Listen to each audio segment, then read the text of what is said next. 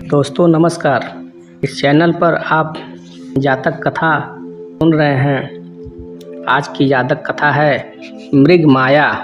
इस जातक कथा का उद्भव कैसे हुआ, कहाँ से हुआ, के विषय में मैं बताना चाहूँगा कि भगवान बुद्ध के ज्ञान प्राप्ति के उपरांत अपने सम्यक ज्ञान को बहुत सारे लोगों तक पहुँचाने के लिए अपनी बात को लोगों को समझ में आए, आसानी से समझ में आए और उन्हें याद रहे, इसके लिए उन्होंने कथा और कहानियों का सहायता लिया।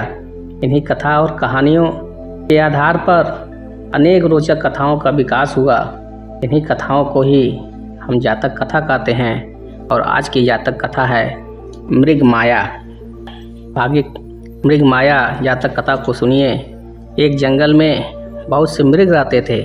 उस मृग समूह में एक प्रज्ञावान, जिसको ज्ञानवान भी बोलते हैं, मृग भी था। सभी मृग उसका बड़ा सम्मान करते थे और उससे मृग माया सीखकर जंगल में निर्भय होकर घूमते थे। जो अभिमानी मृग उससे मृग माया की विद्या नहीं सीखता, वह शिकारियों के जाल फांस में फंसकर अपने जीवन को नष्ट कर लेता था। उस मृग माया जानकार मृग को एक मृगी बहन थी। एक दिन उसने अपने मृग पुत्र को उसके पास ले जाकर कहा कि भाई, यह तुम्हारा भांजा है, इसे भी मृग माया सिखाओ। और प्रज्ञावान मृग अपनी बहन की बात मान लिया और बहन से कहा कि बहन, भांजे को मेरे पास लाओ। भांजा उसके पास आया तो प्रज्ञावान मृग ने कहा कि भांजे, अमुक समय पर और अमुक स्थान पर आकर मुझसे रोज मृग माया सीखना। भांजा बोला, ठीक है मामा, और वह जंगल में चरने चला गया। वह अपने मामा के बताए हुए समय और स्थान पर रोज आने लगा और उससे मृग माया की विद्या सीखने लगा। प्रज्ञावान मृग ने उसे 6 दिनों तक 6 कलाएं सिखाई और 7वें दिन वे गुण भी सिखा दिए जिनसे वह किसी भी शिकारी को धोखे में डालकर उसके जाल फांस से अपनी जान बचा सके। इस प्रकार उसने अपने भांजे को मृग माया में पूर्णतः प्रवीण कर दिया।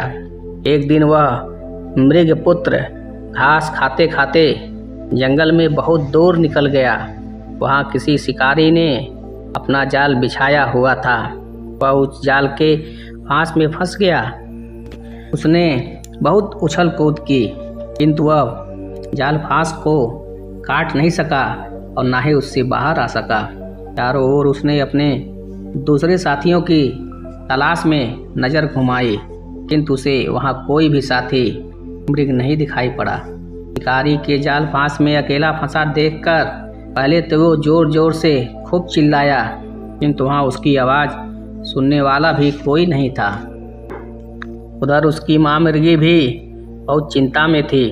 उसने सभी मृगों से पूछताछ की। किसी मृग ने उसकी माँ मृगी से कहा, तेरा पुत्र किसी शिकारी के जाल में फंस गया होगा। माँ मृगी रोटी पीटती अपने भाई प्रज्ञावान मृग के पास पहुँची और बोली, भाई, क्या तेरे भांजे ने मृग माया ठीक से सीख रखी है? मुझे लगता है कि वह आज किसी शिकारी के जाल में फंस गया होगा। प्रज्ञावान मृग ने कहा, बहन, तो चिंता मत कर, उसने मृग माया बहुत अच्छी तरह से सीख रखी है। वह थोड़ी देर में हंसता हंसाता वापस लौट आएगा। वह मृग माया की 6 कलाओं और उत्तम गुरु विद्याओं में प्रवीणता प्राप्त कर चुका है। उधर मृगपुत्र ने जब देखा कि उसका जीवन अब जाल फांस में बंध कर संकट में पड़ चुका है, उसने मृग माया का सहारा लिया। पहले उसने अपने दोनों पैरों को मोड़ा और गाय की बैठने की तरह आसन लगाकर अपना सिर जमीन पर टिका दिया। इसके बाद उसने अपने ऊपर के नासिका छिद्र यानी नथनों की वायु को रोक लिया। जमीन पर लगे दूसरे नथने से धीरे धीरे सांस लेते हुए शिकारी को धोखा देने के लिए मृग माया की 6 कलाओं का प्रदर्शन करना शुरू कर दिया। पहले क्रम में उसने चारों पैर फैलाकर एक पैर पर सिर रखा और ऐसी मुद्रा बनाई मानो वह सो रहा हो। कभी वह अपने खुरों से तिनके और बालू खोदता। उसने अपनी जीभ बाहर निकाल ली, पेट में हवा भरकर उसे खूब फुला दिया, टट्टी पेशाब करने के स्थान को गंदा कर दिया, अपनी आंखों की पुतली को एक ही केंद्र में रोके रखा। दूसरे क्रम में उसने अपने पैरों को आगे की ओर पसारा और अपने शरीर को ताना और उसे कभी ऊपर और कभी नीचे पटका और अपने को मरने के सदृश दिखाया।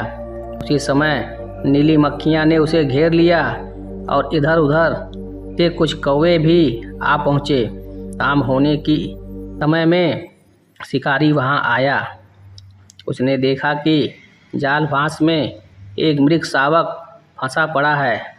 उसने आकर उसके पेट पर हाथ फेरा और उसे देखकर सोचा, प्रातःकाल ही जाल में फंसा होगा, अब मरने वाला है, यहीं काट कर इसका मांस ले जाऊंगा। निश्चित होकर शिकारी ने जाल की बंधन रस्सी को खोल दी और पास ही के एक पेड़ से कुछ पत्ते और टहनियाँ काटने लगा। मृग शावक ने जब देखा कि शिकारी अपने काम में व्यस्त है, वह उठ खड़ा हुआ। उसने अपने पीछे के पैर कुछ पीछे किए और अगले पैर कुछ आगे करके अंगड़ाई ली। अपने शरीर को तान कर हिलाते डुलाते गर्दन आगे की और इस क्रिया से शरीर में चुस्ती भर आई। अब वह तेज हवा से उड़ाए गए बादल की तरह उड़ान भरते हुए वहाँ से निकलकर अपनी माँ मृगी के पास जा पहुँचा। शिकारी ठगा सा उसे देखता ही रह गया। यह जातक कथा मृग माया समाप्त हुआ। धन्यवाद।